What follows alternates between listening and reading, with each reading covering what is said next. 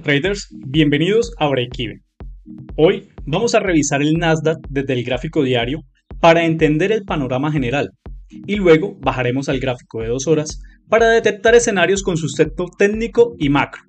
Todo en el contexto de la reapertura gubernamental en Estados Unidos, un evento que históricamente mueve el mercado. Bueno, ya estamos aquí en el gráfico diario y vemos que en todo lo que lleva de noviembre, el Nasdaq viene corrigiendo de forma ordenada tras su último máximo histórico. Reingresó al canal alcista que vemos aquí trazado y está respetando tanto la línea de tendencia como la media móvil de 50 periodos, la que vemos aquí en rojo. Todo converge con la zona donde vimos los rebotes en esta semana. Lo tenemos acá. Esta semana fue contundente. Y también vemos que esta corrección desde su último máximo está sobre un 7% aproximadamente. Es un movimiento bajista interesante, una corrección bastante interesante y no podemos pasarla por alto. Un segundo punto clave es que a nivel estadístico y técnico estamos en una zona donde los pullbacks se han dado mejor que un impulso directo. Lo vemos acá en estas zonas, ¿sí? Es decir, para poder subir con intención, lo más normal es que primero haga retrocesos hacia soportes antes de continuar. Pero esto es algo que profundizaremos cuando revisemos el gráfico de 2 horas. Un tercer punto interesante, algo que me llama la atención, es un soporte estructural fuerte que tenemos en la zona entre los 24.306 y los 24.175, que donde llegue a quebrar el precio la media móvil de 50 periodos, pues sería un destino natural del precio, ¿no? Es algo que tenemos por ver y es algo que también entraremos a analizar con mayor profundidad en nuestro gráfico de 2 horas. Antes de pasar al gráfico de 2 horas, les tengo un dato estadístico importante. Quiero mostrarles aquí un dato estadístico donde vemos los promedios de los movimientos de los índices, de los mayores índices americanos, luego de la reapertura del gobierno, ¿sí? Después de un shutdown en Estados Unidos. En los días 1 al 4, los índices tienden a caer o a lateralizarse, lo podemos ver en los gráficos, aquí, en las estadísticas en los días 1 al 4, tienden a caer o a lateralizarse. Ya en la semana 1 aún se muestra un poco de debilidad. Ustedes van a tener la imagen acá, la van a poder revisar con mayor concentración. Y en la semana 2 se inicia una recuperación. Podemos ver los porcentajes tanto del Standard & Poor's en la parte superior como el Nasdaq aquí en la parte inferior. Entre la semana 2 y el mes 2, el Nasdaq tiende a ser el que más sube, con un promedio de un 4.63% positivo. Esto encaja perfecto con lo técnico. Primero volatilidad, luego reacomodo y después un avance progresivo. También hemos visto informes que sugieren correcciones más profundas en soportes antes de un movimiento fuerte al alza. Aunque si el mercado ya descontó todo, no sería raro que continúe la tendencia alcista sin mirar atrás.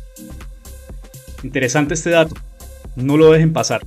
Sin más preámbulos, pasemos al gráfico de 2 horas y revisemos los posibles escenarios. El primer escenario, nos encontramos en zonas críticas. El nivel 25.147 ya fue un punto de inflexión, que fue el cierre de la sesión anterior. Y arriba tenemos zonas de oferta, se las estoy señalando acá. Tenemos unas zonas de oferta que se generaron en semanas anteriores y que aún están sin romper con autoridad. Ahí estamos partiendo. Vemos que el precio cerró el viernes en los 25.147,50. Estamos en una zona de concentración de volumen bastante interesante. cerró el viernes allí se concentró un mayor volumen, pero es una zona de interés que viene desde septiembre. Si revisamos las líneas roja y la línea verde que estamos acá, es decir, los niveles entre los 25.249 y los 24.805, vamos al pasado y podemos encontrar que es una zona que viene trabajando desde septiembre. Su primer ingreso se dio sobre el 22 de septiembre. Miren cómo ha trabajado el Nasdaq en esa zona. Acá, esta caída del 10 de octubre, ¿dónde llegó? ¿Recuerdan en el gráfico diario? Este soporte estructural mayor. Bueno, es una zona que ya revisamos, se testeó y miren lo importante de esa zona, de ese soporte. El precio continuó alcista, luego salió de la zona de concentración de volumen, generó máximos históricos. Aquí no genera máximos históricos. Y empieza la caída ordenada de la que les hablaba inicialmente. Aquí tenemos una zona lateral, una caída que ya revisamos en los shorts anteriores y vemos como el precio empieza a cerrarse en la zona de confluencia entre los 25.249 y los 24.805. Ahí es la zona crítica. Un escenario bastante llamativo. Podríamos decirlo que si el precio rompe con fuerza esta zona de los 25.249 en esta semana, recuerden que es un análisis que estamos proyectando para esta semana que va de mañana 17 de noviembre hasta el viernes al cierre del mercado, podríamos tener que si el precio rompe con fuerza los 25.249, tenemos una zona objetivo bastante interesante porque se puede extender este movimiento hasta los 25.700, esta zona que tenemos aquí en rojo que les estoy señalando. Y después de eso pues podría buscar la parte alta del canal, es decir, los máximos históricos. Este escenario coincide con el comportamiento histórico post-shutdown, post-reapertura del gobierno. No podemos pasar por alto unos niveles que son los 25.400 y los 25.500, que podrían ser unas paradas técnicas, unos objetivos cortos, ¿sí? Intradías, por decirlo así, dentro de este movimiento alcista. Este es el primer escenario que estamos analizando aquí en el gráfico de 2 horas. Recordemos que el mercado no se mueve al azar, todo es resultado, todo es parte de un trabajo muy bien elaborado. Lo venimos viendo desde septiembre ese movimiento y el trabajo bien elaborado en esta zona de interés. Es una zona donde se ha concentrado un alto volumen institucional. El precio no ha caído de allí, lo están sosteniendo en esa zona, los 25.249 y los 24.805.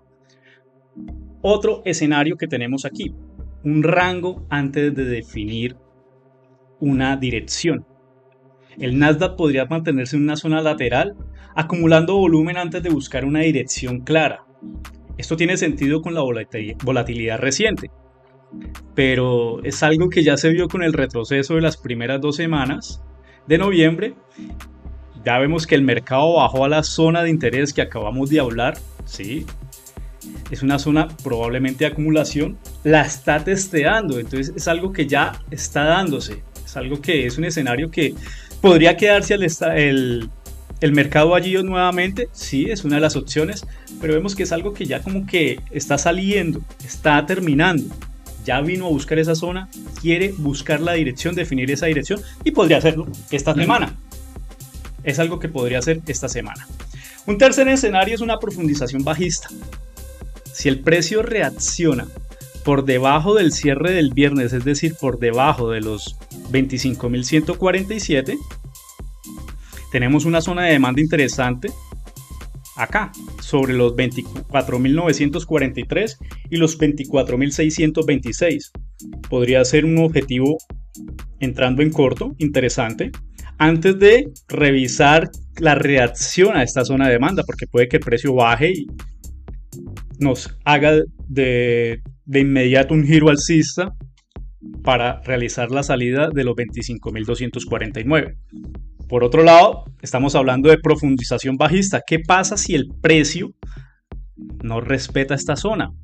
Miren que esta zona está muy cerca del soporte mayor, soporte estructural mayor, el que ya hemos resaltado varias veces. Entonces, si no respeta esta zona, lo más probable sería una movimiento bajista hasta los 24.306 o los 24.175. Esto sería un escenario de profundización bajista. Hay que tener en cuenta todos estos tipos de escenarios para poder aplicarlo a nuestro plan de trading y tener un contexto claro, un contexto bastante interesante.